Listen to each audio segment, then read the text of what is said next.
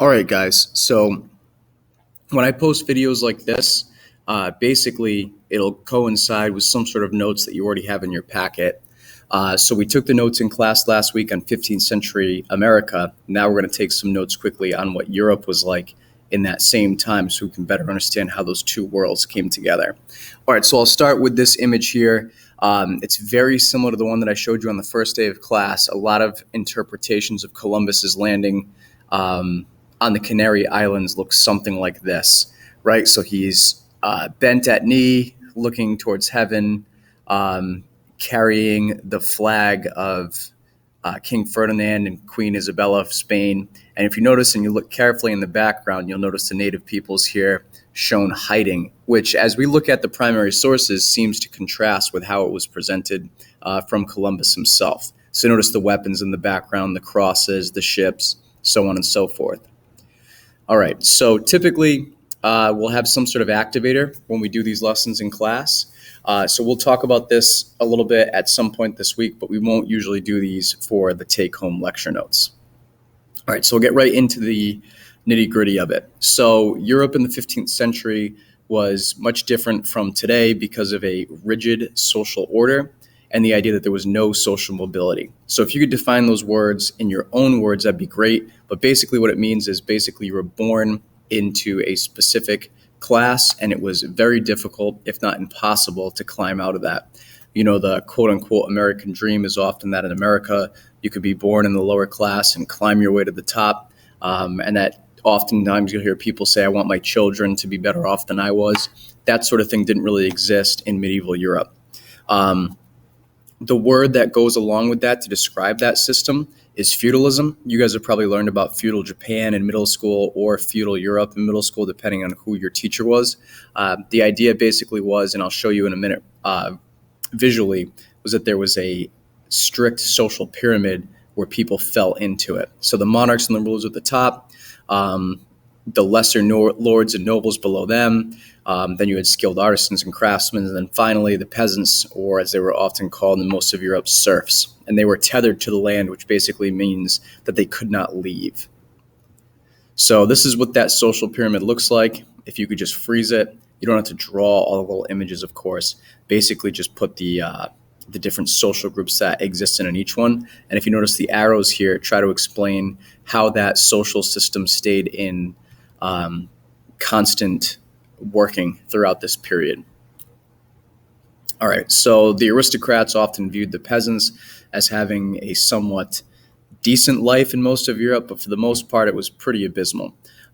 Most peasants actually lived to be about 35 years old. That was the average life expectancy. So if you imagine, there was people making it longer than that, but there's a lot of people making it a lot sooner. So for most of you guys in class, you would be considered about middle age if you were a peasant or a serf in medieval Europe. Most of these people rarely traveled about 20 miles from their house. I know that seems like it's all kind of nitpicky, but it explains some of the social characteristics of the time. And more importantly, I'm going to make an argument in a second that it's one of the main reasons why the Crusades were such a universal experience for Europeans. All right, so the Catholic Church in Europe was the most important and most influential force. It literally held the keys to salvation. People believed that without the Catholic Church or the Church's favor, you were doomed to eternal hell. So oftentimes kings and queens would always make sure that they were in good accord with the Catholic Church. They wouldn't fight battles or campaigns on Sundays. There was all sorts of little weird idiosyncratic things when religious institutions like the Catholic Church influence some pretty unreligious activities like war. All right, so they set societal expectations and norms. So there wasn't really any legal system as we would see today. It was virtually based on Catholic dogma, the Ten Commandments, so on and so forth. And as I mentioned before, they really influenced political rulers and then ultimately launched the Crusades, yes, to save the Holy Land from invading Muslims, but at least part of that argument is that they were trying to spread Christianity and force it to basically expand into places it didn't exist before. So the Crusades took place from about 1095 when Pope Urban II called for the First Crusade and existed for about another 300 years. And this map here just shows all the different routes that were taken. So again, imagine a lot of these people prior to the Crusades never traveled more than 20 miles from their home in their entire life. And here they are virtually going to another world. So it was a really incredible opportunity for a lot of people that took advantage of it. And the important thing here is you got to imagine that this is going to open up ideas, this is going to open up trade, this is going to open up all sorts of social changes that really hadn't happened since the fall of the Roman Empire. Martin Luther was the most important person in terms of religious change happening in the 15th and 16th century. So his belief about the Catholic Church was severely warped by a couple experiences he had as a young monk, and he changed a lot of Catholic doctrine into a new religion. He protested, that's where we get the word Protestant from, and is responsible for basically creating a whole other branch of Christianity. And a lot of you in class might practice some of these different groups within these different groups. But basically the idea was the Catholic Church lost some of its influence because of his changes. And a lot of the people that ultimately come to America, we will learn, were seeking that proverbial religious freedom. And in many cases, they were of some sort of Protestant faith. All right. So after the Crusades, a lot of European countries and European merchants looked for ways to trade all sorts of valuable spices and so on and so forth with India and different Asian countries. But the Ottoman Empire controlled most of the land in between, so it was difficult to make your way overland. So in most cases, they started looking for a way to get around big old Africa. As we saw in class, there is no canal here, the Suez Canal, so they have to go all the way around. So exploration was encouraged in a couple different ways. Yeah, it was about making money and profit, but it was also about some sort of nationalistic pride in Europe. So these different countries, these different kingdoms competed against each other to basically say, oh, we're Portugal, we made it here first. We're Spain, we made it here first, which is often the case in human society, where people try to compete with each other, even when they don't really understand that they're competing with each other.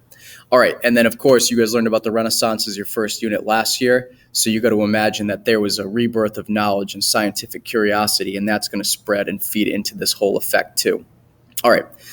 The Black Death allowed for Europe to rebound from the idea of the Middle Ages. And I know that seems ironic, but basically the idea was as so many people died, it left less people on the continent. And the narrative goes, this is one argument, that drove wages up because there wasn't a surplus of labor supply, if you will. And that's one of the things that ultimately brought about the end of the Middle Ages. But you could also argue that it severely lessened the influence of the Catholic Church, because people look for an understanding of why things are happening.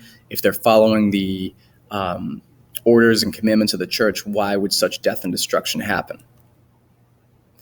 You can watch this video if you want. It's pretty funny. I'll send you the link to it.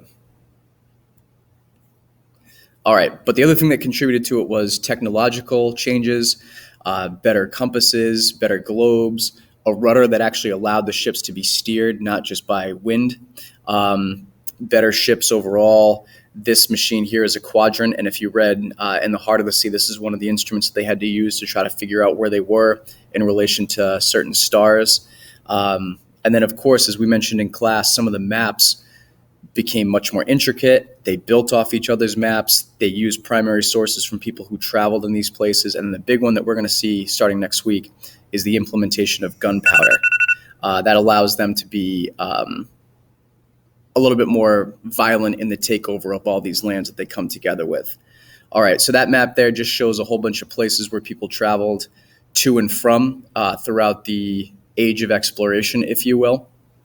And it shows some of the biggest different groups that participated in those journeys. All right, so then we'll typically in class have a summarizing activity. The one today is a little contrived, but I want you to think about it before you come to class tomorrow. Basically, the idea is you hear this narrative explanation that we're all technically immigrants here, or our descendants are. Therefore, we should be more welcoming and hospitable to illegal immigrants like the Syrian refugees and other groups coming into our country. Remember, a couple of years ago, it was groups coming across the southern border, fleeing drug lords, so on and so forth. Where do you fall in that discussion? And